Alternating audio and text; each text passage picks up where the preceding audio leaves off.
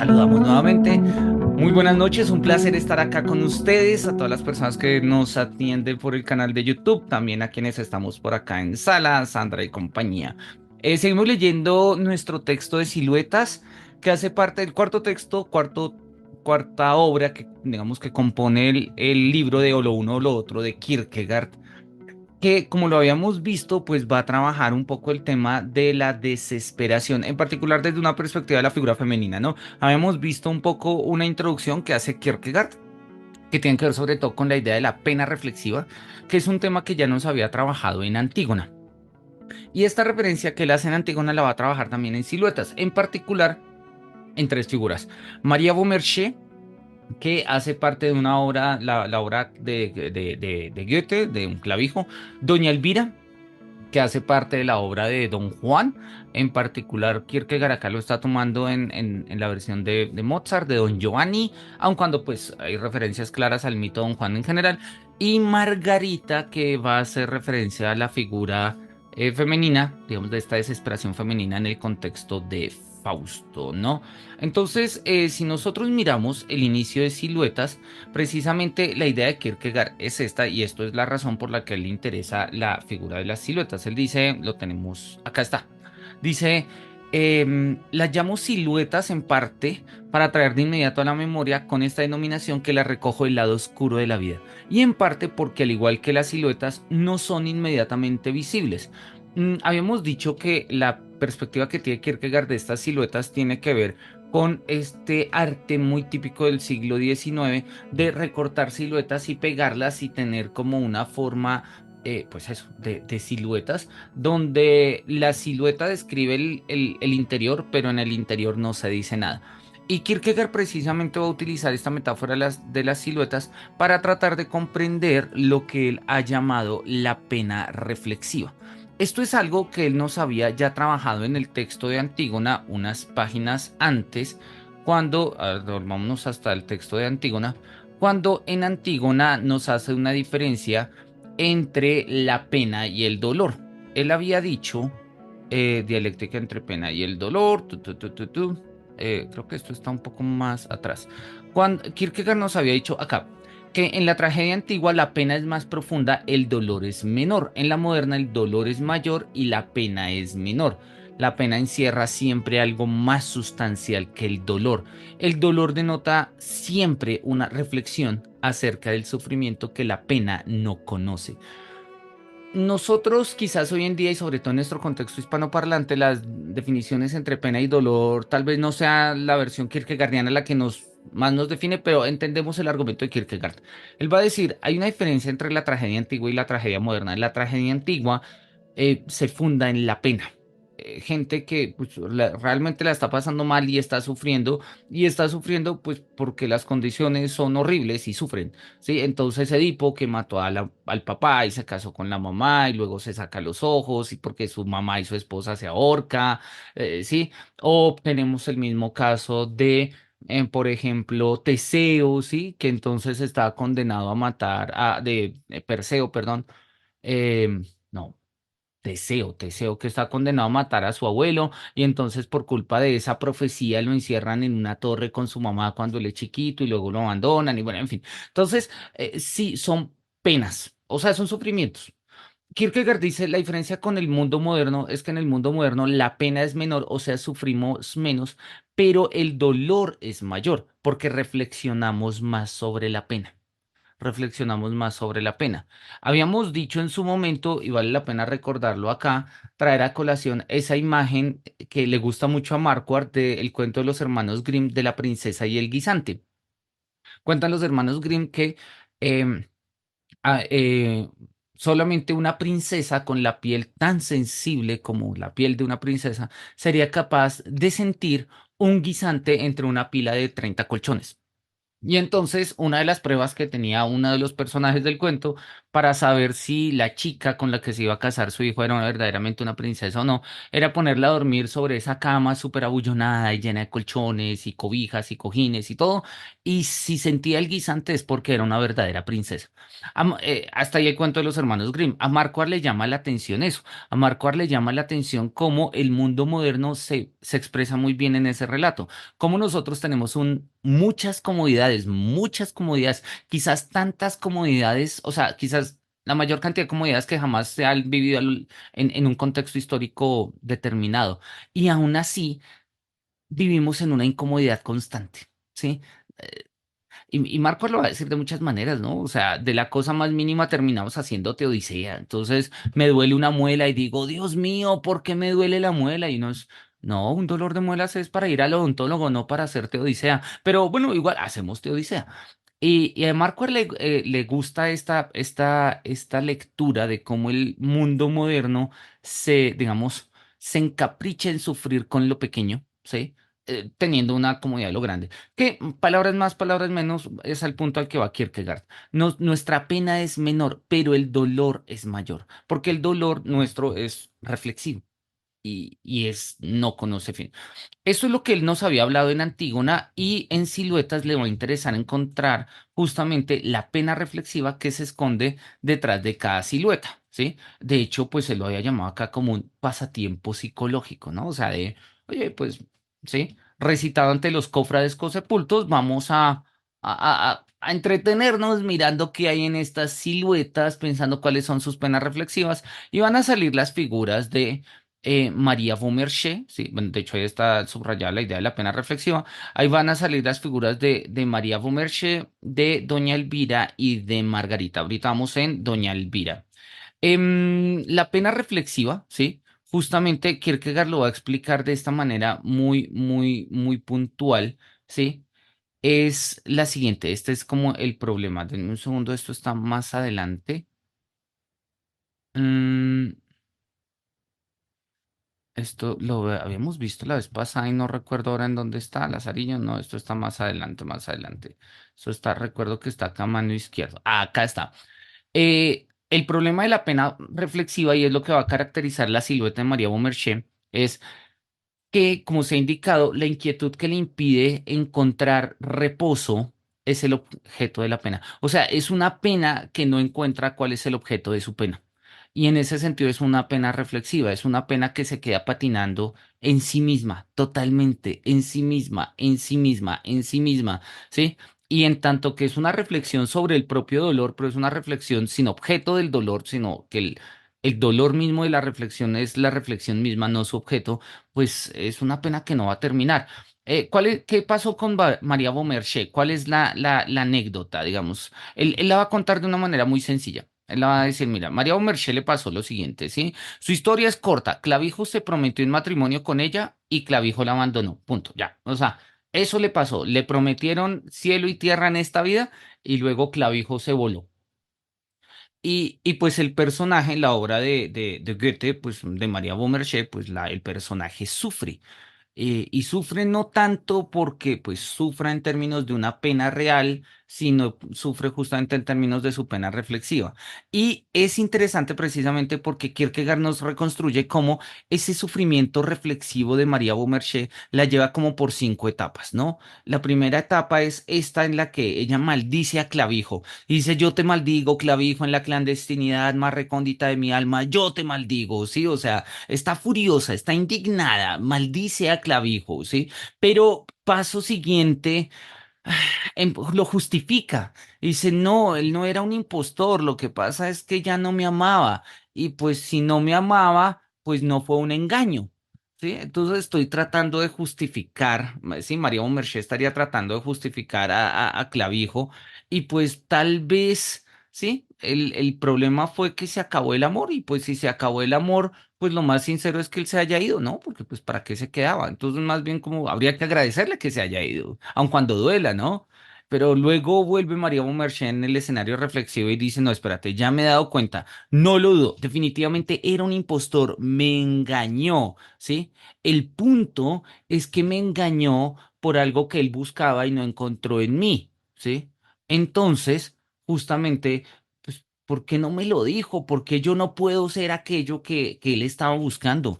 Sí, a su lado caminaba una española rebosante belleza. ¿Por qué era tan bella? Podría matarla. ¿Por qué no soy yo igual de bella?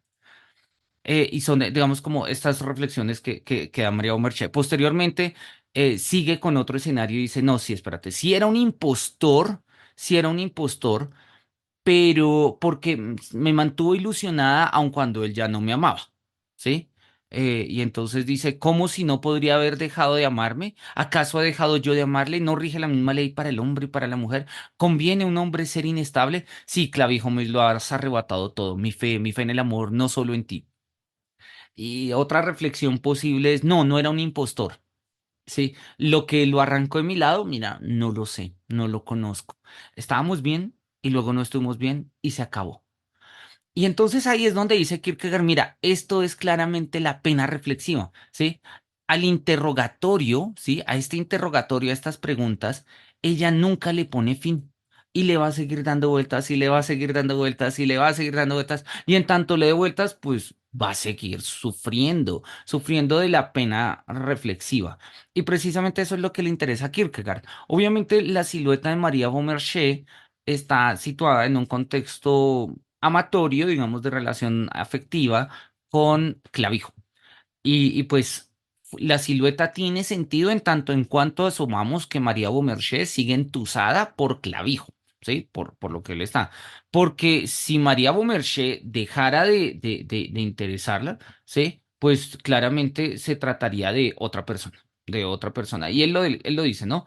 Él lo dice acá, mira, a mí no me interesa, dice él acá, lo dice puntualmente, a mí no me interesa si esto está bien o mal, si estoy haciendo demasiado drama y tal. Eso se lo vamos a dejar a los moralistas, ¿sí? Que ellos se pongan a mirar, ¿sí? Que está dispuesto a ocuparse de ella.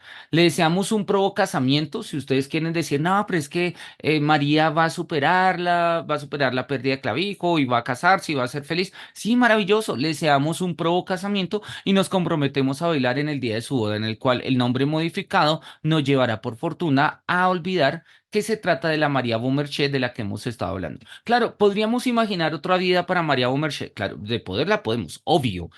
Pero, oye, queridos cofrades cosepultos, nos ha convidado la pena. Nos ha convidado la pena reflexiva. Así que vamos a reflexionar sobre la pena reflexiva a partir de estas siluetas. No son sustancias, no son ideas, son siluetas, ¿sí? Y en la silueta, tal como aparece de María Beaumarchais en la obra de Clavijo, mm, pues hay una pena reflexiva. Y eso es lo que vemos en la silueta. Luego pasamos a Doña Elvira. Doña Elvira lo va también a contar más adelante, es también una persona, una mujer de la obra de Don Juan, acá nos lo dice, que conoce la decepción amorosa. Y su pena va a ser, si bien digamos, el escenario es más o menos similar, Don Juan seduce a Elvira, Elvira sale del convento, se va detrás de Don Juan y Don Juan después de que logra conquistarla, pues la abandona. Em, Doña Elvira no va a dudar como duda María Beaumarchais, no está en este tránsito de pensar si sí, si no, no, Doña Elvira, digamos, hace un acopio de poder timótico, o sea, se llena de furia, se llena de ira y lo que quiere es una destrucción total, pero no lo puede hacer y como no lo puede hacer, todo eso constituye justamente la forma de su pena reflexiva, ¿no? Y nos lo había dicho, ¿no? El quid de Doña Elvira es que es de una pasión profunda, muy, muy profunda, ¿no? Entonces dice, leamos otra vez esto, ¿no? Dice, era una monja, es decir, es de la paz de un monasterio de donde don Juan la ha arrancado. Con ello se alude a una ingente necesidad de su pasión. No se trata de una frívola chiquilla procedente de una institución que ha aprendido a amar en la escuela, a coquetear en los bailes. Que una de estas sea seducida no significa gran cosa. Elvira, por el contrario, ha sido educada en la disciplina del monasterio, aunque ésta no ha logrado destruir la pasión, sino que le ha enseñado a reprimirla. Y con ello a hacerla todavía más impetuosa tan pronto se le permita prorrumpir. O sea, en el momento en el que la pasión de Elvira se desfogue, se desfogará con todo, con todo. Porque doña Elvira es una mujer profundamente pasional que ha encerrado su pasión en la disciplina de un convento, pero pues que pues va a explotar. Y por eso él lo dice, ¿no? Doña Elvira se va a presentar como una contradicción. Y una contradicción, ¿sí?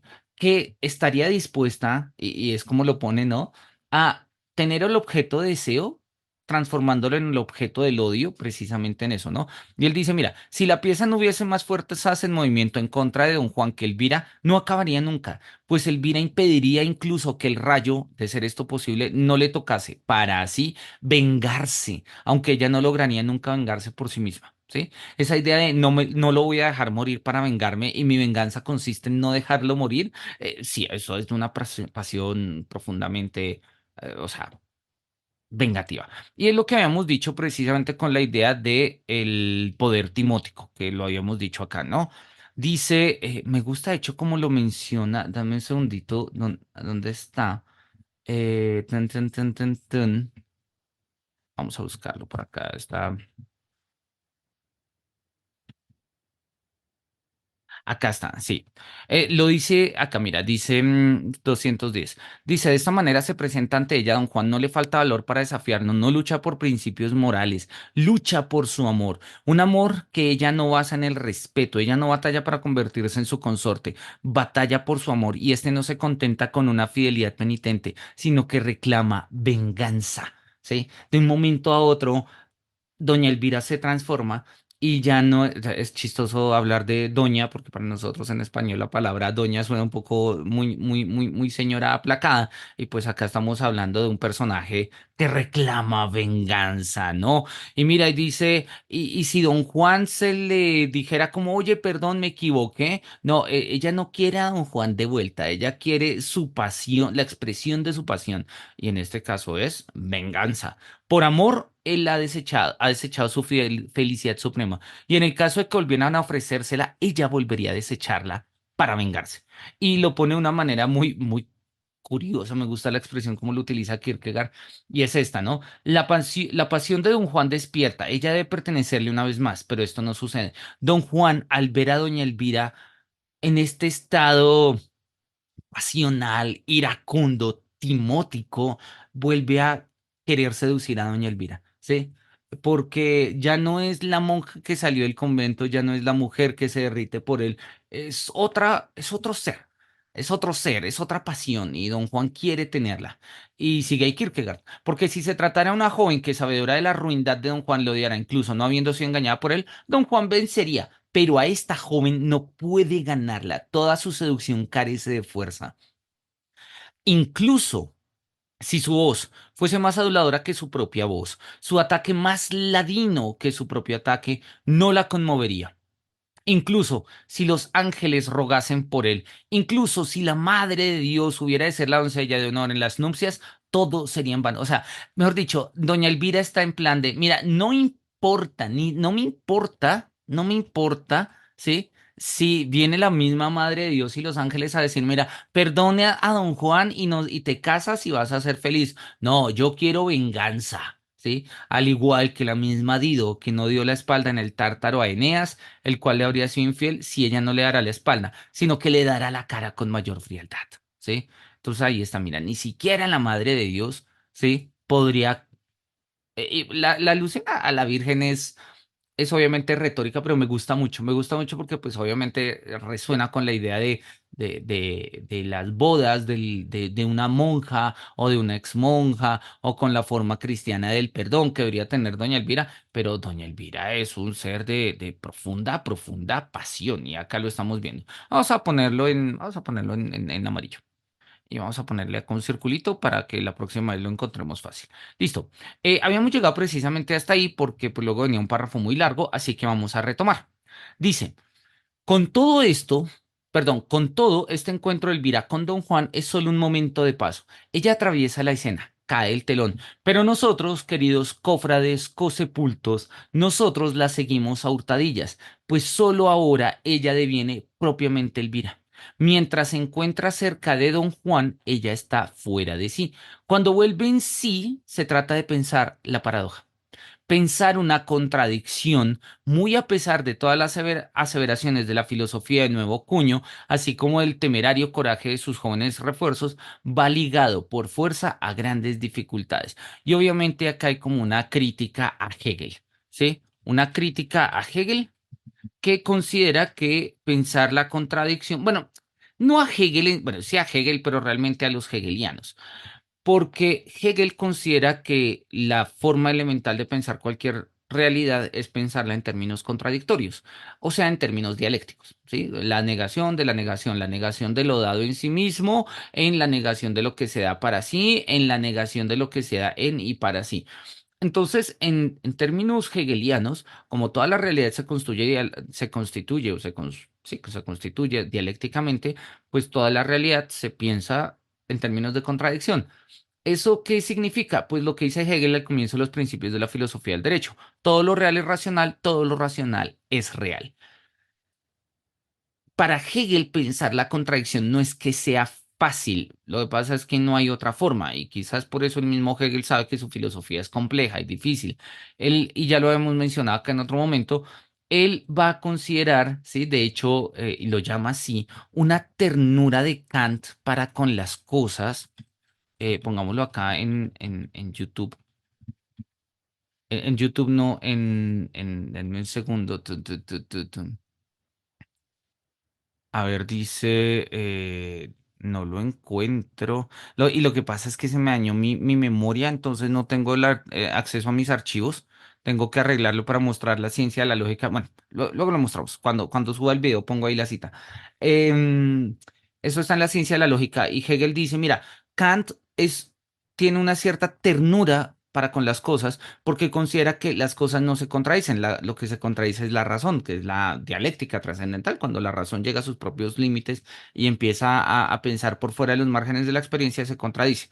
Y Hegel dice, eso es una ternura para con las cosas. No es que la razón se contradiga, es que todo es contradicción. Entonces, eso llevó claramente a que todos los hegelianos asumieran que, pues, si la filosofía es pensar contradicciones, pues pensar contradicciones es parte de lo más natural de pensar. Entonces no hay ningún problema en pensar contradicciones. Y Kierkegaard dice, mira, pensar una contradicción es cierto, hace parte fundamental de la comprensión de lo real, pero esto obliga a grandes dificultades. Repito, no es algo que Hegel no reconociera, pero los hegelianos se lo pasaban muy, como decimos por acá, muy por la galleta, ¿no? Lo pasaban muy rápido, no le ponían demasiada atención al asunto. Ni qué decir tiene que a una jovencita le perdonaríamos que encuentre dificultades, por más que esta sea la tarea que le ha sido asignada, a la hora de pensar que aquel a quien ama es un impostor. Esto lo tiene en común con María Beaumarchais y sin embargo hay una diferencia en el modo en el que cada una de ellas alcanza la paradoja. El hecho al que María debía ceñirse era en sí mismo tan dialéctico que la reflexión con toda su concupiscencia tenía que captarlo de inmediato. En lo que hace a Elvira, la prueba fáctica de que don Juan es un impostor parece tan evidente que no es fácil de ver cómo ha de hacerse con ella la reflexión. O sea, Clavijo no es un seductor, Clavijo ama a María Beaumarchais, pero la dejó. Y eso hace que María Beaumarchais entre en duda, no entiende. Pero Don Juan es un seductor, 1003 mujeres había seducido en España y siguió dando vueltas por allá. O sea, entonces, ¿cuál es el punto? Mientras que para María Beaumarchais sí hay digamos, una relación paradójica en la figura de Clavijo, o sea, no es un seductor, ¿por qué se fue? ¿Y por qué se fue con otra? ¿Y cómo es que otra le paró bolas? No era un seductor. Pues en el caso de Elvira, pues, no es tan problemática la comprensión porque pues sí, no, pues porque es Don Juan y obviamente Don Juan lo va a hacer y lo va a volver a hacer pues porque es Don Juan. Por ello, esta, o sea, doña Elvira afronta el asunto desde otro ángulo. Elvira lo ha perdido todo y sin embargo tiene toda una vida por delante y para vivir su alma reclama manutención. En este momento se hacen visibles dos posibilidades, o bien recobrar determinaciones éticas y religiosas, o bien mantener su amor por don Juan. Claro, o nos devolvemos al convento y hacemos penitencia por habernos salido del convento y tratar de vivir la vida al lado de una loca pasión, o mantenemos el amor por don Juan, pero el amor por don Juan implica, como lo acabamos de ver, la liberación de una pulsión vengativa. Si ella hace lo primero, cae fuera de nuestro interés y consentimos encantados que ingrese a una institución para Magdalenas o donde sea que ella quiera. Miremos a ver cuál es la fundación para las Magdalenas. 15, mentiras, en 17. En el danés Magdalene Stiftel se trata de una institución para mujeres perdidas, tales como María Magdalena en el Nuevo Testamento. Bueno, mira, tenía ni idea. Entonces, bueno, hay dos opciones. Si ella regresara al convento, chévere, pero pues ya no es de nuestro interés, porque nuestro interés es la pena reflexiva de la silueta de doña Elvira y pues ahí ya se pierde. Sin embargo, es probable que le resulte difícil, pues para que ello le fuera posible, antes debería desesperar. Ella conoció lo religioso y ahora lo religioso exige y exige. Lo religioso es, por encima de todo, un poder de trato peligroso. Es celoso de sí mismo y nadie se ríe de él. Oye, esto está interesante y nadie se ríe de él. Quizás al escoger el convento, su orgullosa alma encontró una rica satisfacción, pero digan lo que digan, ninguna joven hace un partido tan fantástico como aquella que se empareja con el cielo. Y ahora, por el contrario, ahora ella, penitente, debe regresar allí, presa del arrepentimiento y del remordimiento. A ello hay que añadir que sigue abierta una cuestión, a saber si ella podrá encontrar un sacerdote que sea capaz de predicar el evangelio del arrepentimiento y del remordimiento con el mismo énfasis con el que don Juan predicó el alegre mensaje del placer. Es decir, que para salvarse de esta desesperación, ella debe aferrarse al amor de don Juan, algo que le resulta mucho más fácil por cuanto todavía lo ama. Una tercera posibilidad es impensable, pues que ella hubiese de consolarse mediante el amor de otra persona sería aún más tremendo que lo más tremendo de todo. Por su propia causa, ella debe amar a don Juan. El derecho de legítima defensa la conduce a ello. Y aquí vemos ya el rastro de la reflexión que la obliga a fijar la vista en esta paradoja, si puede amarlo a pesar de haberla engañado. La idea es buena, la idea es buena. Sí, Kierkegaard nos está diciendo, mira, o doña Elvira mantiene su amor a don Juan, pese a que don Juan se fue, o vuelve al convento. Si vuelve al convento, no nos interesa. Porque, pues obviamente lo que habíamos dicho que nos interesa es la pasión de doña Elvira. Una tercera vía no es posible precisamente en virtud de lo que nos interesa, de la pasión de doña Elvira. Porque si doña Elvira se enamorase y lograse olvidar a don Juan en otro horizonte, pues la pasión que, digamos, despertó a don Juan, digamos, no sería de la profundidad de la que estamos viendo. ¿Y cuál es la profundidad de la pasión que despertó don Juan? Es la profundidad reflexiva, específicamente la de la pena reflexiva. Él lo dice, ¿no? Ya el rastro de la reflexión que la obliga a fijar la vista en esta paradoja. Eso es lo que de una u otra forma va a despertar don Juan en doña Elvira, la dimensión de la reflexión, la dimensión de la reflexión. Cada vez que la desesperación se apodera de ella, se refugia en la memoria del amor de don Juan, y a fin de encontrarse a gusto en este paradero, se siente tentada a pensar que no es un impostor, aunque lo lleve a término de modos bien distintos, pues la dialéctica de una mujer es notable, y solo aquel que ha tenido ocasión de observar, solo él puede imitarla. Mientras que incluso el más grande maestro de la dialéctica que nunca haya vivido se volvería loco especulando y no lograría reproducirla. Bueno, esto es interesante porque nos muestra, es una reflexión interesante, porque digámoslo de manera escueta, ¿no? Nos muestra lo que es la dialéctica femenina, ¿sí? O mejor dicho, nos muestra un poco cómo la dialéctica de lo femenino, ¿sí? Es algo que nosotros por contextos culturales, históricos, por lo que sea, ¿sí? Es difícil que nosotros lo teoricemos de una manera simple. No, repito, bueno, él dice ahí la dialéctica de una mujer. Habría que mirar cómo está la formulación en danés o sí, en alemán, en otras traducciones, pero me interesa como la dialéctica de lo femenino. Lo voy a dejar y creo que se entiende, ¿sí? Porque claramente acá no nos estamos refiriendo únicamente a la configuración de lo femenino en términos genéticos, cromosomáticos, de cromosoma XX o, sí, biológicos, sino la configuración de lo femenino en nuestros espacios culturales, en nuestros espacios vitales, en nuestra historia, en nuestros escenarios de trabajo, responde a una dialéctica que tradicionalmente nosotros no entendemos, pero que configura nuestra misma realidad. Y como no la entendemos, y es lo que dice Kierkegaard, ¿sí? Por más que echemos carreta y especulamos, no logramos reproducirla, ¿sí? Podríamos volvernos locos especulando y no logramos reproducirla. Digamos que es una forma de, o yo lo veo así, obviamente, esto es una lectura profundamente personal, es una forma de Kierkegaard de desmontarse esta idea de, no, es que nadie entiende a las mujeres. Recordemos que este es un libro de Kierkegaard tratando de comprender por qué terminó su relación con su pareja, con Regina. Y él se va a decir, no es que no entendamos a las mujeres, no entendemos la dialéctica que constituye lo femenino y en este sentido, ¿sí? Pues nos llenamos de carretazos mentales que no nos dejan ver lo que hay que ver. Solamente alguien, y lo dice ahí, solo aquel que ha tenido ocasión de observar puede imitarla. Obviamente podemos ver la dialéctica de lo femenino, podemos entenderla, pero viéndola, esto no es una deducción a priori, ¿sí? Digámoslo, aun cuando yo no sé si esto va a hacer que Simón de Beauvoir se revuelque en la tumba, pero podríamos decir que la famosa tesis de Simón de Beauvoir de una mujer no nace, se hace, podría prefigurarse sin las claras cargas del feminismo tradicional y clásico en la formulación kierkegaardiana, en la formulación kierkegaardiana. Sí, y a mí me llama poderosamente la atención porque no es algo puramente de la forma romántica, decimonónica, de ver las relaciones entre hombre y mujer y demás.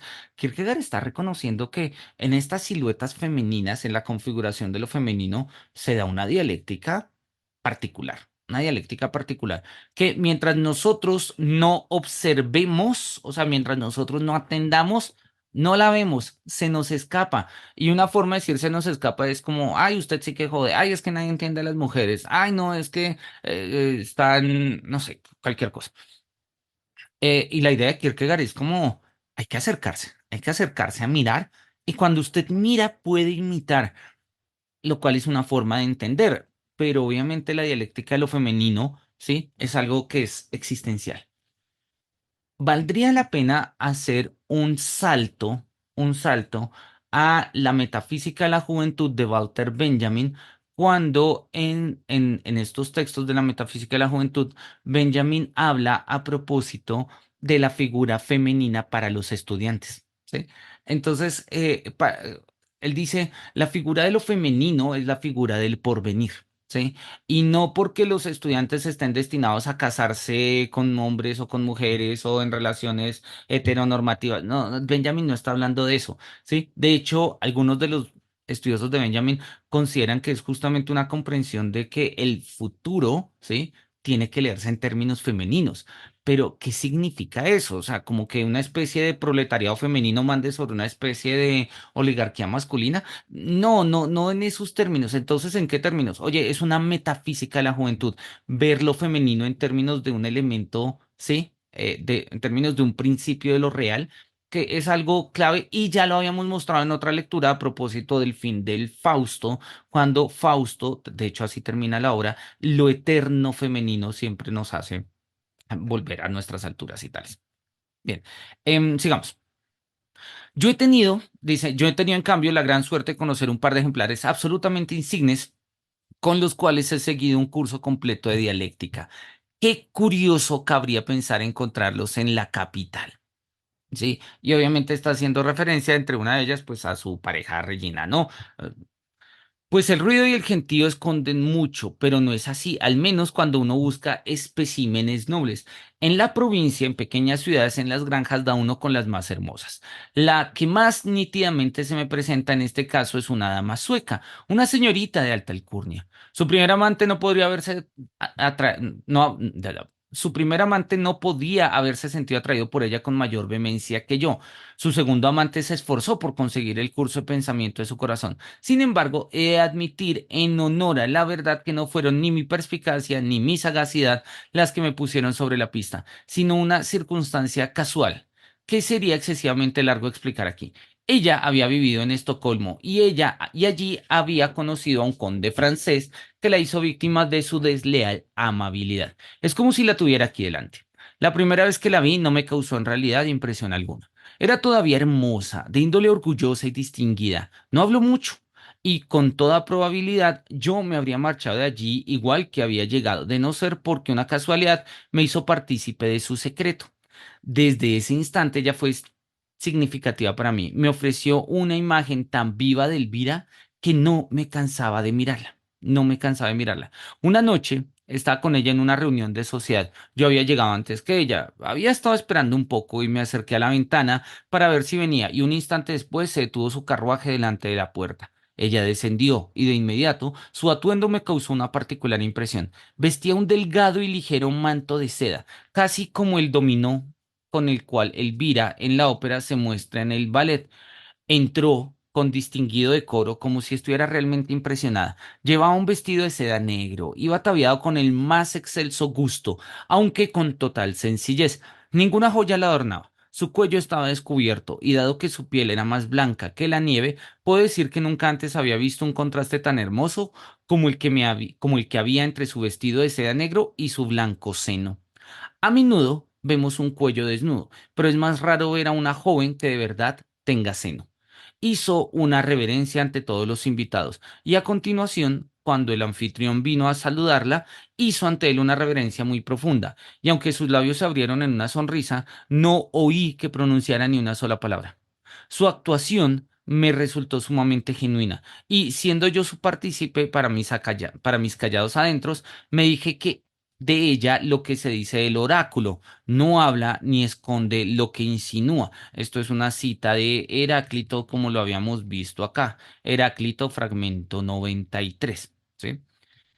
Entonces dice Kierkegaard, mira, llegó esta chica, ¿sí? A la cual se le veía, eh, eh, se le veía parte del escote, el seno. Entiendo que tendría que ser como una especie de escote, un vestido de seda negro, se baja completamente blanca, ¿sí? Oye, están en Dinamarca, no me extraña, ¿sí? De ella he aprendido mucho, y entre otras cosas he visto corroborada también la observación que tan a menudo he hecho, de que quienes esconden una pena, con el tiempo se hacen con una única palabra o un único pensamiento, con los cuales son capaces de designar todas las cosas para ellos mismos.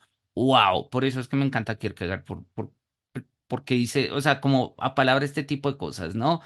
Quienes esconden una pena con el tiempo se hacen con una única palabra o un único pensamiento, con los cuales son capaces de designar todas las cosas por ellos mismos. Vamos a ponerle otra flechita, está muy bonito eso. Ven. Y para los pocos individuos a los que han iniciado en tal palabra o pensamiento. Tal palabra o pensamiento es como un diminutivo en relación a la dilatación de la pena. Es como un mote cariñoso del que uno se sirve en el uso cotidiano. A menudo guarda una relación casual con aquello que designa, y su origen se debe casi siempre a una casualidad. Tras haber ganado su confianza, tras haber logrado vencer su recelo hacia mí, gracias a una casualidad que la puso en mi poder, tras habérmelo contado todo, solía atravesar junto a ella la escala completa de estados de ánimo.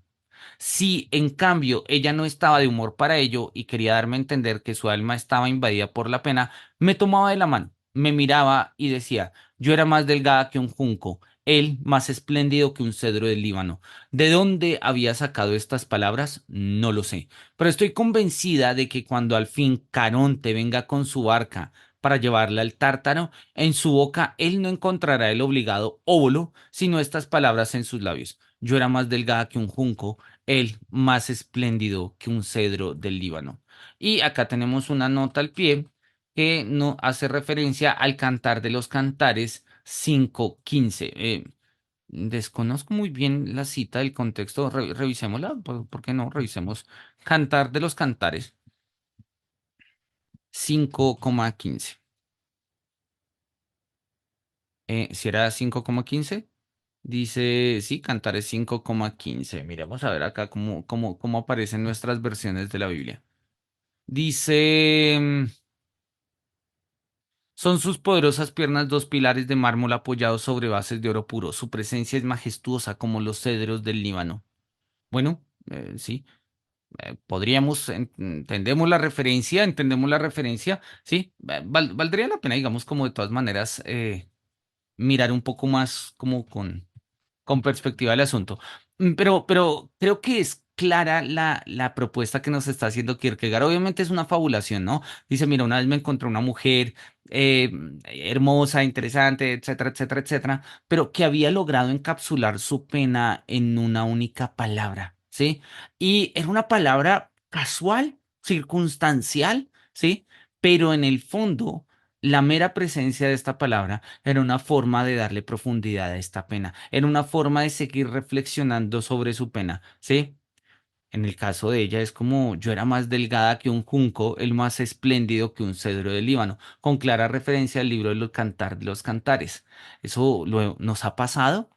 Yo creo que a nosotros nos ha pasado. Obviamente, y esto es algo que hemos aprendido ya del texto del erotismo musical, muchas veces estas palabras que encierran nuestras penas no son versículos bíblicos como podían ser antaño, no son, no sé, como palabras que nos inventemos, muchas veces son canciones. De hecho, nosotros tenemos nuestras canciones de Tusa y las canciones de Tusa, pues eso, ¿sí?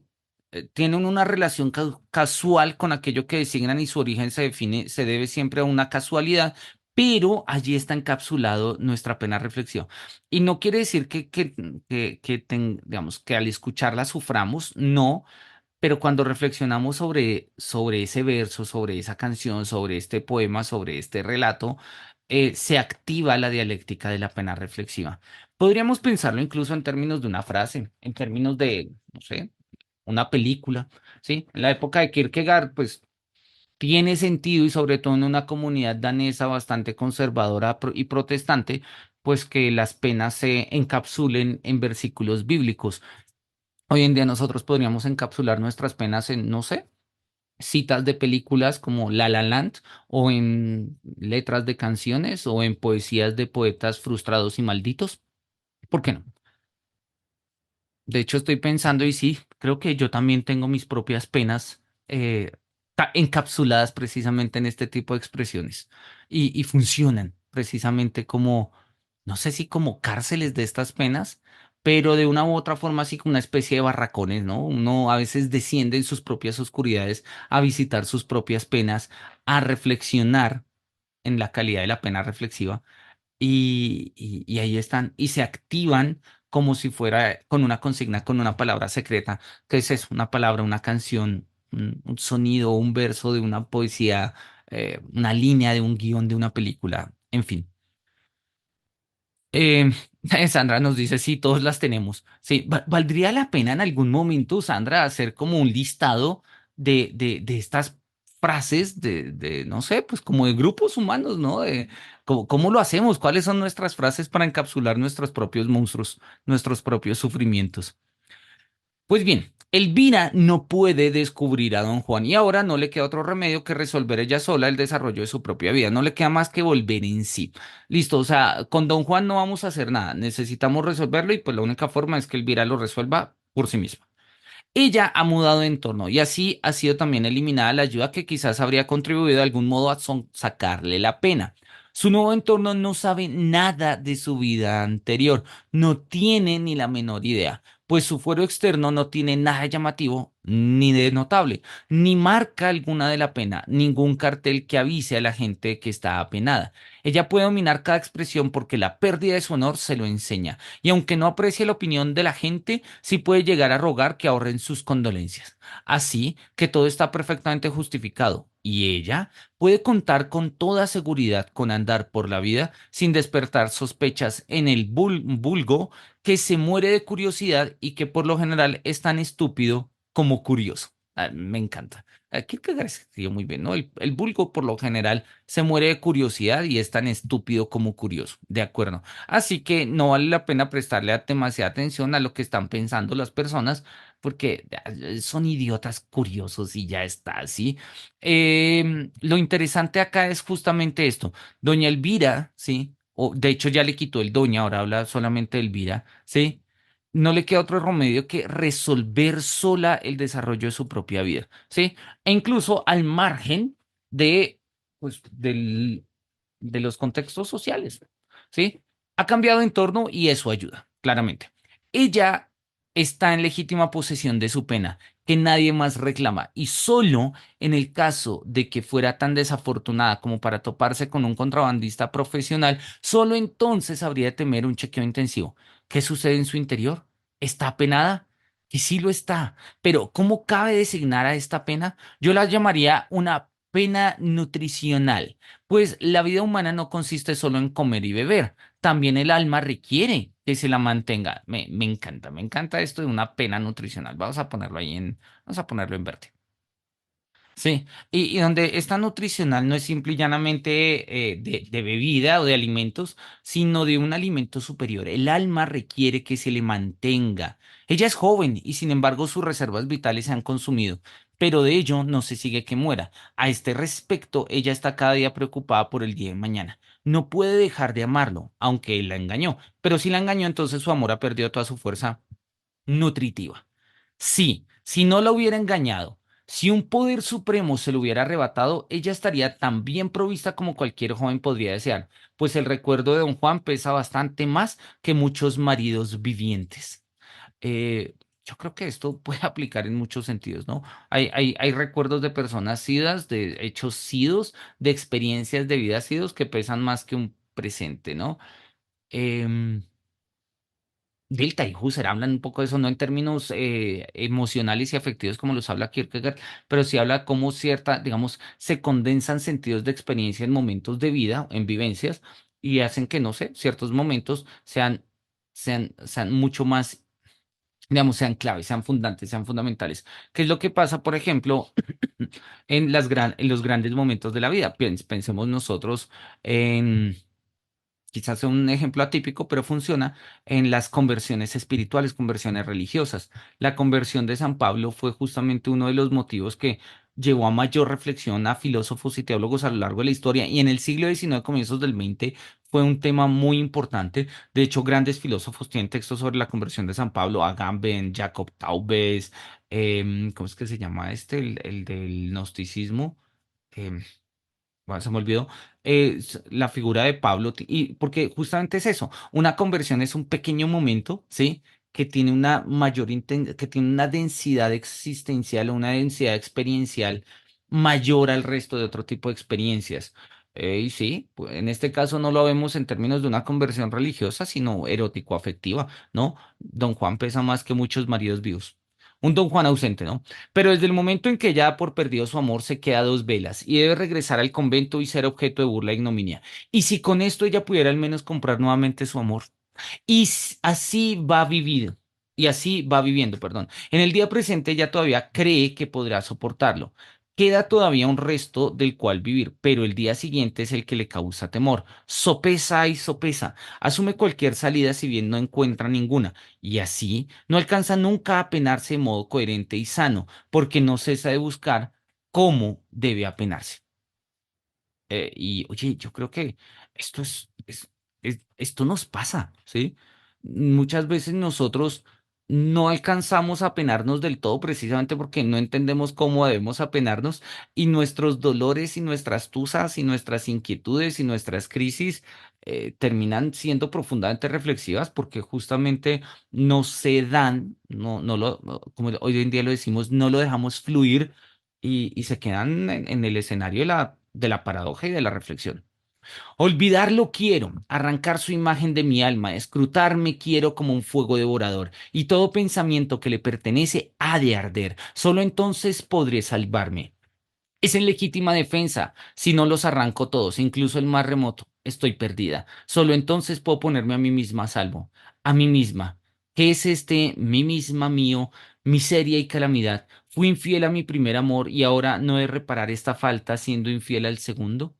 No, le odiaré. Solo en el odio puedo encontrar satisfacción. Bueno, y vuelve y juega. Vamos a encontrar acá como unos escenarios interesantes y vamos a encontrar un paralelismo con María Beaumarchais, ¿no? Esta es la primera versión, ¿no? La primera versión es como, quiero olvidarlo, ¿sí? Quiero olvidarlo, aunque doña Elvira va a querer olvidar a don Juan, ¿no?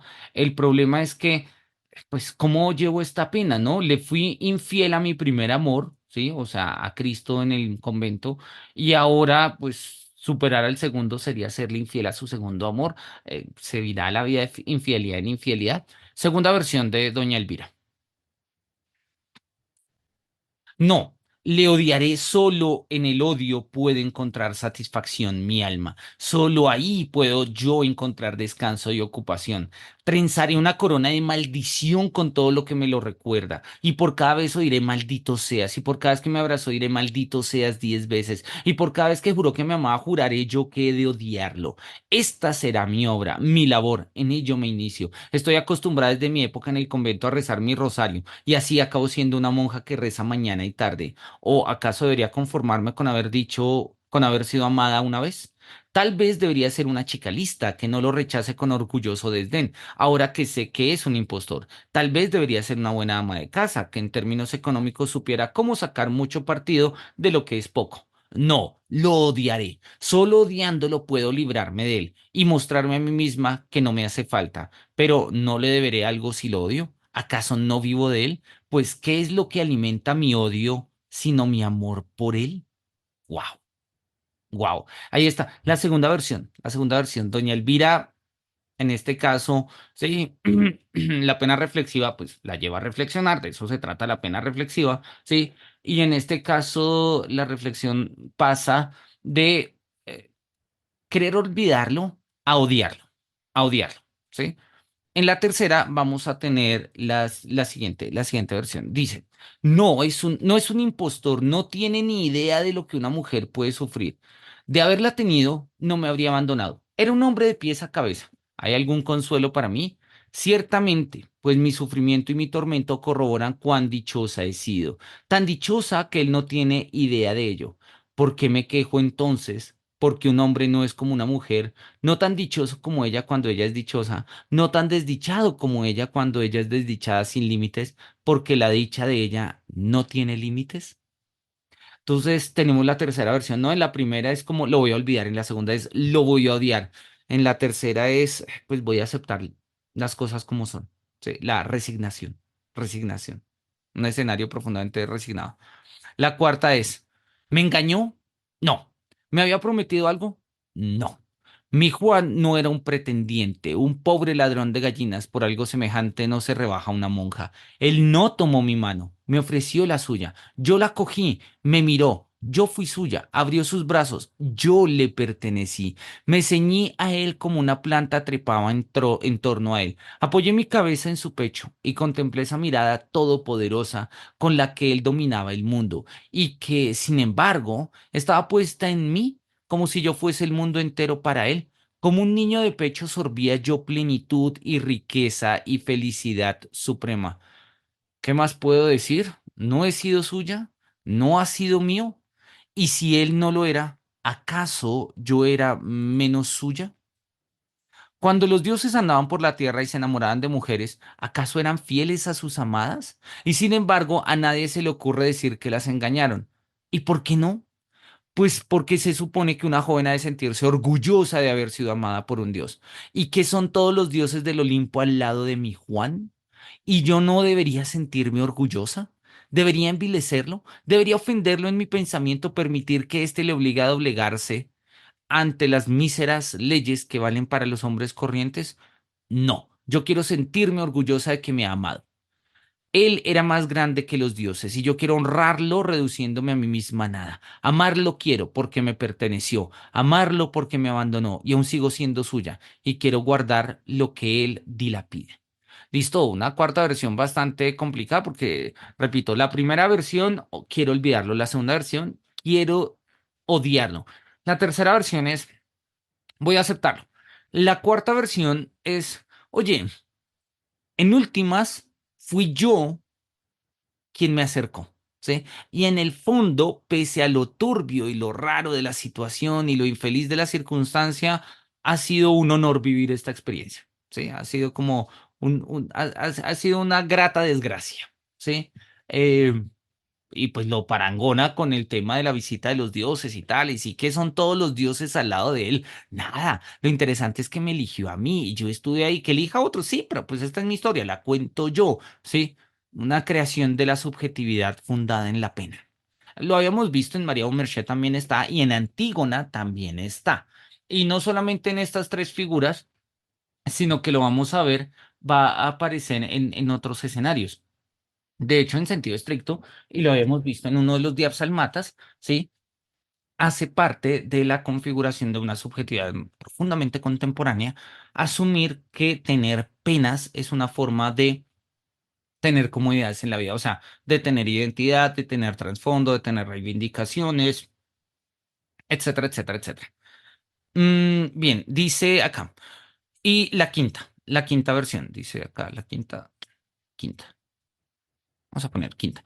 No, no puedo pensar en él. Cada vez que quiero recordarlo, cada vez que mi pensamiento se aproxima al escondrijo en mi alma donde habita su memoria, es como si cometiese un pecado. Siento una angustia inefable, angustia como la que presentía en el convento cuando sentada en mi solitaria celda le esperaba. Y los pensamientos me aterraban. El severo desdén de la madre priora, el terrible castigo del convento, mi falta ante Dios.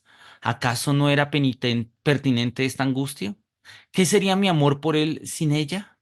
Él no estaba consagrado a mí. No habíamos obtenido la bendición de la iglesia. Las campanas no habían doblado por nosotros. El himno no había sonado. Y sin embargo, ¿qué eran la ceremonia y la música eclesiástica? ¿Cómo habían de templarse estas en comparación con aquella angustia? En esas llegó él, y la disarmonía de la angustia se disipó en la más deliciosa armonía que habita el abrigo seguro, y solo a callados temblores conmovían gustosamente mi alma. ¿Acaso habría de temer esta angustia? ¿Acaso no me lo recuerda? ¿No es el anuncio de su llegada? Si yo pudiera recordarlo, sin esta angustia no le recordaría. Él viene, ofrece intimidad, domina los espíritus que quieren separarme de él. Soy suya, bienaventurada en él. Listo, entonces tenemos la tercera versión, donde en la quinta versión, perdón, de esta pena reflexiva, que repito, pues es una pena en la paradoja, es una pena que oscila precisamente en la búsqueda de su propio objeto del dolor.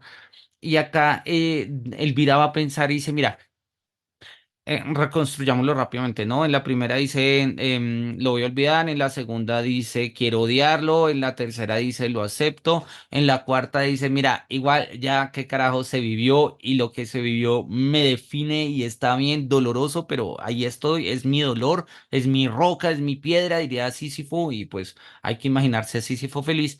Y en esta quinta va a decir como, mira, sé que esto es profundamente doloroso y demás, pero no lo voy a dejar ir. O sea, y no lo voy a dejar ir en términos de, pues ya se fue, el tipo ya se fue, pero el recuerdo, las emociones, lo que todo esto sigue gestando en mi alma, no lo voy a dejar ir. No lo voy a dejar ir. Sí, y de hecho, la angustia que se siente es como una especie de presagio de la figura de Don Juan que, pues bueno, sí, de la figura de Don Juan, ¿no? ¿Acaso no habría temer esta angustia? ¿Acaso no me la recuerda? ¿No es el anuncio de su llegada? Dice ahí. Pongámoslo, a ver, eh, bueno, terminemos, nos queda un párrafo antes de llegar a Margarita. Yo creo que vamos a terminar ahí para arrancar la próxima sesión con Margarita y ahorita aclaramos un par de ideas acá. Si yo quisiera imaginarme a alguien que en situación de zozobra no se preocupara por su vida y perdiera a bordo porque había algo que quiera salvar y que no podría salvar porque estaba indeciso respecto de qué debía salvar, echaría mano de mi imagen de Elvira. Ella zozobra, su naufragio se acerca, pero esto no le preocupa, no lo advierte, está indecisa respecto de qué debe salvar. Listo, entonces ahí tenemos la figura de Elvira, ¿no? Lo que quería comentar es lo siguiente, hay varios textos que comentan la perspectiva de Kierkegaard y a ver, por obvias razones, como lo hemos estado mostrando, Kierkegaard establece una reflexión sobre la figura de lo femenino.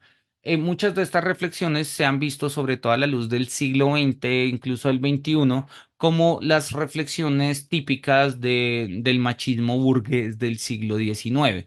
Y pues sí, no dejan de tener algo de todo ello. Y no voy a negarlo porque pues digamos que pues, cada filósofo es hijo de su tiempo y obviamente ahí se ve un montón de este tipo de cosas. Tampoco me interesa como ser completamente transgresor en la recepción y decir, no, Kierkegaard realmente es un feminista avant la lettre, ¿no? Y entonces su feminismo va por otras direcciones, porque realmente creo que la reivindicación que está haciendo Kierkegaard de lo femenino no se da en el orden de un feminismo, o sea, no se da en el orden de reivindicaciones sociales y reivindicaciones políticas. Y pues los feminismos atraviesan claramente estas esferas. A Kierkegaard le interesa profundamente la comprensión de lo femenino en términos de una dimensión experiencial. Y es claro que el siglo XIX había dicho que las mujeres eran sensibles y los hombres éramos racionales o eran racionales. Y lo que Kierkegaard está mostrando es que sensibilidad y razón hacen parte de los seres humanos. Y entonces la parte sensible que podríamos caricaturizar o caracterizar, dependiendo cómo lo pongamos, en la figura femenina, Kierkegaard se la va a tomar profundamente en serio y dice, mira, esto es mucho más complejo que una caricatura de una mujer en una novela, ¿no? Algo por el estilo ya había hecho incluso Stendhal también en el siglo XIX, perdón, Flaubert también en el siglo XIX con Madame Bovary.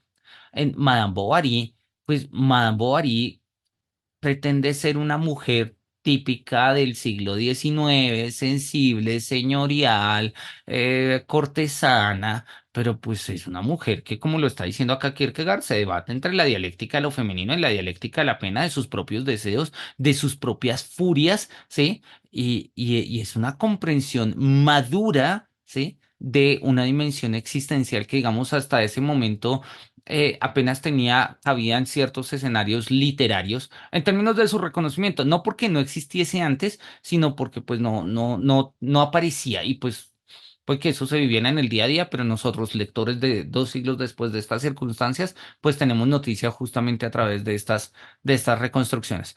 Entonces, repito, yo creo que valdría la pena que nos tomáramos con mente amplia esta lectura que hace Kierkegaard de la figura femenina porque obviamente hoy llegamos muy rápido a clasificaciones. Entonces ¿es feminista o no es feminista? ¿O es machista o no es machista? ¿O es un burgués o no? Y yo creo que Kierkegaard, repito, pese a que es hijo de su tiempo y se caracteriza con la caracterización que queramos poner y las etiquetas que le querramos chantar, a mí lo que me llama poderosamente la atención es mostrar cómo en esto que Kierkegaard llama la dialéctica de la mujer, o que yo pongo acá en términos de la dialéctica de lo femenino, atraviesa precisamente el horizonte de la experiencia humana. Y a mí eso me parece clave. Y repito las tesis de Benjamin, ¿sí? La figura de la mujer está en el porvenir del estudiante, ¿sí? Que no es la que los estudiantes tengan que buscar pareja ni nada, sino, como algunos lo han dicho, ¿sí? Y entre ellos Reyes Mate, en su lectura de las tesis de la historia de Benjamin, dice el futuro es femenino. Sandra, cuéntanos. Sí, profesor, es que estaba pensando yo acá que, digamos, todo este proceso de pena reflexiva de Elvira, bueno, es curioso que hoy en día lo que se interpreta son como los estados de la tusa, pero entonces, bueno, estamos hablando de épocas diferentes, pero lo que no me queda claro en el texto es si Kierkegaard, al hacer, digamos, como toda esta descripción no sé si son cinco estadios de Elvira o son cinco actitudes. Bueno, finalmente es una dialéctica, o sea que hay una después de la otra, o ella va de un estado a otro, o es como un proceso. Tengo esa duda, ¿cómo lo interpreta él? ¿Cómo interpreta él esa pena reflexiva? ¿Si es un proceso o si va de un lado al otro? Se puede pasear por cualquiera de estos estados, porque en algún momento debe terminar. Sí, él lo va a decir, y lo dice respecto a María Beaumarchais. Esto termina con un acto de voluntad, no de reflexión. Esto termina con un acto de voluntad y no de reflexión. Espérate, mira, acá está. Dice tan. De hecho, o sea, no le he puesto más rayas porque no caben, pero mentira, sí caben. Vamos a ponerle otra flecha para tenerlo acá. Mira, dice, acá estamos hablando de María Beaumarchais, pero pues es como el mismo escenario, ¿no? Dice, esta vía del pensamiento es infinita y solo concluye cuando el individuo la interrumpe arbitrariamente haciendo valer algo distinto, una determinación de la voluntad. Aunque con ello el individuo singular se sumen determinaciones éticas y no nos ocupe estéticamente. Al tomar una determinación, alcanza aquello que no obtiene por la vía de la reflexión. Fin, reposo. Repito, al tomar una determinación de la voluntad, alcanza aquello que no obtiene por la vía de la reflexión. Fin, reposo. Dicho en términos de nuestro contexto del siglo XXI, happycrático y todo ese tipo de cosas, ¿cuándo dejamos de sufrir? Cuando decidimos dejar de sufrir. Pero es que eso no se trata como, ah, ya, deja de sufrir. A ver, decide dejar de sufrir. No, a ver, para decir dejar de sufrir necesitamos el ejercicio de la pena reflexiva que nos lleva a entender de qué es lo que estamos sufriendo. ¿Sí? El problema de la pena reflexiva, precisamente como lo estamos mostrando, es que se agota buscando su objeto. Se agota buscando su objeto. Lo habíamos visto acá atrás, creo que fue.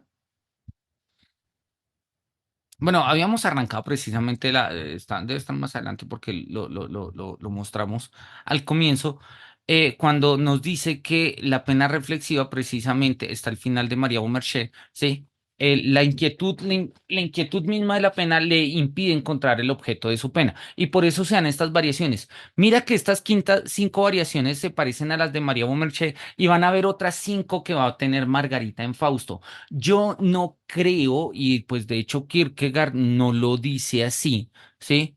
Que sean como etapas de la tusa. Esto no es un proceso que hay que vivir de esta manera. Tú lo acabas de escribir acá en el chat de una manera sensata y lúcida, ¿no? Como olvido, odio, aceptación, resignación, apego. Yo creo que esto no es teleológico, o sea, esto no tiene que pasar una por otra, por otra, por otra para llegar finalmente a un final. De hecho, el apego no es ningún final, ¿sí? Esto termina en el momento en el que Elvira decide que termina. Pero Kierkegaard insiste, en el momento en el que termina, ya eso no nos interesa, porque se sale del marco de la silueta que estoy estudiando, que es la pena reflexiva de Elvira, ¿sí? Por eso dice, mira, si se devuelve a un convento y se redime allá, genial, pero pues eso es un tema religioso, no es un tema que nos competa. Si María Beaumarchais se casa y es feliz, genial, pero eso es un tema para moralistas, no nos compete. Y algo parecido va a pasar con Fausto, con Margarita en el Fausto. Entonces, no es, lo veo yo así, no es que se trate como de una línea, ¿sí? Recta, existencial, donde en el momento de la pena reflexiva todos vamos a pasar del olvido al odio, del odio a la aceptación, de la aceptación a la resignación. No, yo creo que lo que está diciendo Kierkegaard son escenarios, son estadios existenciales de la duda en la cual oscila la pena reflexiva. Y cuando tú tratas de entender el objeto de tu pena, de tu dolor en este caso, pues vas saltando. Y pone cinco, no dice por qué cinco, y son cinco en Doña Elvira, son cinco en María Beaumarchais y van a ser cinco en Margarita. ¿Por qué cinco y no cuatro? ¿O por qué cinco y no seis? No sé, pone cinco. Repito, no lo explica en términos deductivos, pero lo describe. Para mí son descripciones. Y esto me acuerda mucho a la manera en la que Kierkegaard pone en Temor y Temblor justamente el panegírico, bueno, antes del panegírico de Abraham, ¿cómo pone Kierkegaard? De hecho, dame un segundito a ver si lo logramos poner acá. Abrámoslo acá. ¿Cómo pone las representaciones que se hacen de Abraham? Ah, esta versión no me gusta, pero bueno, o sea, a ponerla rápidamente, simple y llanamente para poner los ejemplos, pero fue la que encontré así más a la mano. Lo que pasa es que esta versión, prólogo, nuestra época se ha prensado Abraham, proemio, y entonces mira, acá en el texto, en Temor y Temblor va a ser lo mismo, pero en este caso con la figura de Abraham. No van a ser cinco, van a ser cuatro, ¿sí? Él dice, en Temor y Temblor, dice, mira, hay una persona que está obsesionada con la figura de Abraham. Este hombre no era un pensador, no experimentaba deseo alguno de ir más allá de la fe, ¿sí? Consideraba que tener fe era maravilloso. Y este hombre no era un docto exegeta, tampoco conocía la lengua hebrea, ¿sí? Pero buscaba comprender la historia de Abraham. Uno, se imagina a Abraham de una manera, ¿sí? Dos, vuelve a contar la historia de Abraham. Tres, vuelve a contar la historia de Abraham. Cuatro, vuelve a contar la historia de Abraham. Y al final dice, de este modo y de muchos otros diferentes se imaginaba esta historia del hombre a quien nos estamos refiriendo. ¿Por qué me llama la atención esta referencia? Porque Kierkegaard escribe o lo uno o lo otro y Temor y Temblor en el mismo año. Son textos con los cuales Kierkegaard está tratando de pensar lo mismo. ¿Qué me lleva a pensar acá? Claro, tendríamos que leer los fragmentos de Temor y Temblor para darle un poco de contexto a esto, pero luego los leeremos. Pero lo que yo creo que Kierkegaard nos está mostrando es que de la misma manera que no existe una linealidad, aun cuando los libros de historia de la filosofía dicen que sí, pero en Kierkegaard no, y eso ya lo hemos charlado muchas veces y lo seguiremos charlando, no existe una linealidad entre el estadio ético, estético y religioso, sino que más bien hay saltos. En la pena reflexiva ocurre lo mismo, ¿sí? Cuando dice acá María Bomerché, yo te maldigo clavijo, ¿sí?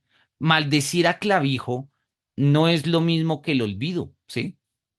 Lo primero que nos dice María Elvira es, voy a olvidar a don Juan. No, lo primero que nos dice María Bomerché es, voy a maldecirlo. Lo segundo que nos dice Elvira es, voy a odiarlo. Lo segundo que nos dice María Bomerché es como, es una resignación, ¿sí? No era un impostor, lo que pasa es que ya no me amaba, ¿sí? Entonces, ¿qué es lo que le interesa a Kierkegaard de esta pena? Que no se define, no se define. Y entre más le damos vueltas, más vueltas da. ¿Y esto cuándo termina? Cuando decides que termine, con una determinación de la voluntad. Porque pensando en la pena, no vas a resolver la pena. Pensando en la pena, no vas a resolver la pena. Se termina con una determinación de la voluntad. Y obviamente ahí ya pues salimos de la silueta, lo cual está muy bien, no tenemos que encasillarnos en una silueta, pero precisamente el ejercicio que estamos haciendo es de una silueta, ¿sí? No, no sé si queda un poquito más claro, Sandra. Sí, sí, sí, claro. Muchas gracias. Listo. De todas maneras, yo entiendo la tentación a pensar que son los estados de la tusa, porque es que cuando nosotros estamos en una tusa lo vivimos, pues tenemos este tipo de pensamientos. Pero más allá, repito, de ser como un programa de tusa, lo que Kierkegaard nos está mostrando es, eh, digamos, el poder reflexivo de la pena reflexiva que jamás se va a agotar, como diría en el caso de Abraham, así y de muchas otras formas podríamos imaginarnos a Elvira o a María Beaumarchais sufriendo por sus pérdidas. Así o de muchas otras maneras podríamos imaginarnos a Manuel sufriendo por sus penas reflexivas. O así de muchas maneras podríamos imaginarnos a Sandra sufriendo por las propias, etcétera. No, lo de la tusa lo decías porque qué curioso que hoy somos tan simplistas y pues lo interpretamos así, pero Mm. realmente mi interés era como cuándo iba a parar eso. Pues si era como un proceso que se repetía o que iba de un estadio a otro, pero bueno, ya me lo respondiste. Pero Muchas gracias. ¿no te parece bonito lo de Kierkegaard? O sea, termina cuando con una determinación de la voluntad, no termina pensando. Pero es que a veces uno necesita pensar antes de determinar la voluntad, o sea, antes de decir, listo, ya, ¿sí? Me quedo con esto. Así Sí, uno sí, no se sí. quede con eso. Pero, porque uno dice como, ay, ahórrate el sufrimiento y decide ser feliz. Mira, no es tan simple y si lo hago me estoy perdiendo de la dialéctica existencial que se juega en la pena reflexiva. Es dolorosa, obvio sí es una pena, pero es humana.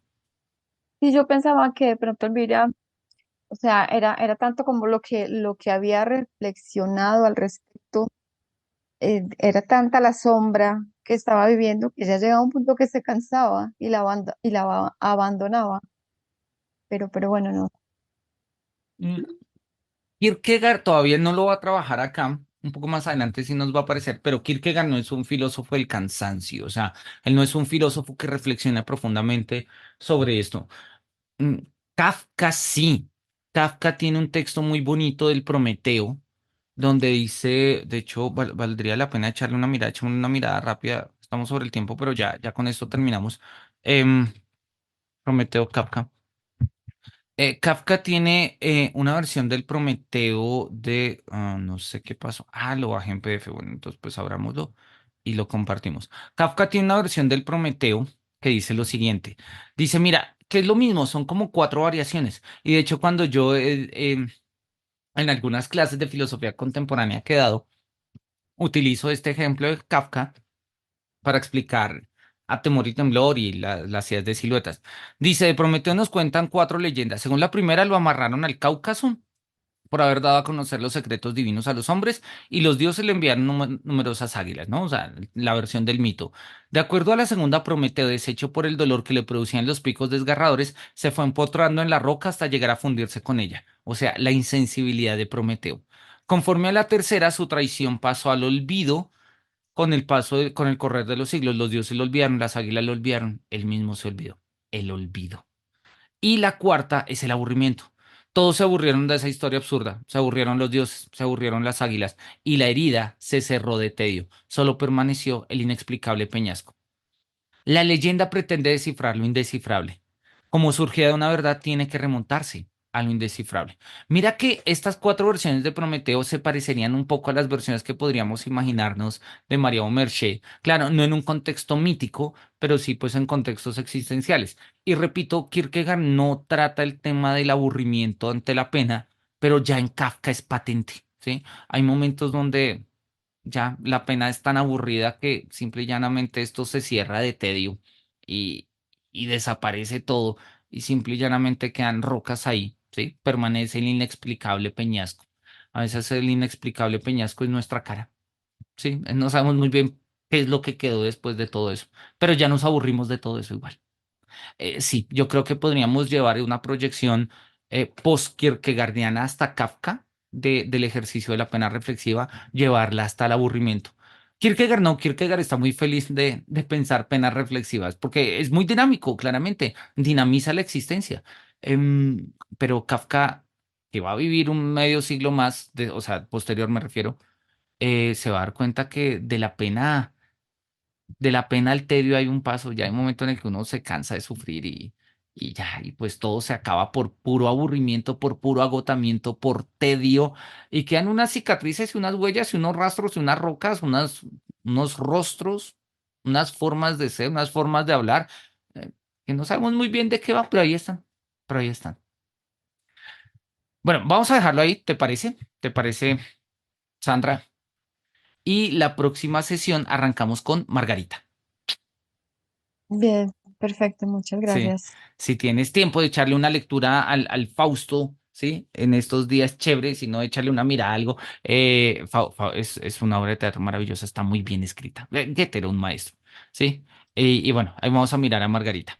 Bien, no me resta sino agradecerte, Sandra, por estar aquí, a todas las personas que se van conectando poco a poco, a las personas que van a ver este escenario, este taller, este curso de lectura, escenario de diálogo con los filósofos del pasado en el canal de YouTube y demás. No me resta sino agradecerles. Que los cielos nos miren con su beneplácito, que tengan un feliz fin de semana y hasta luego.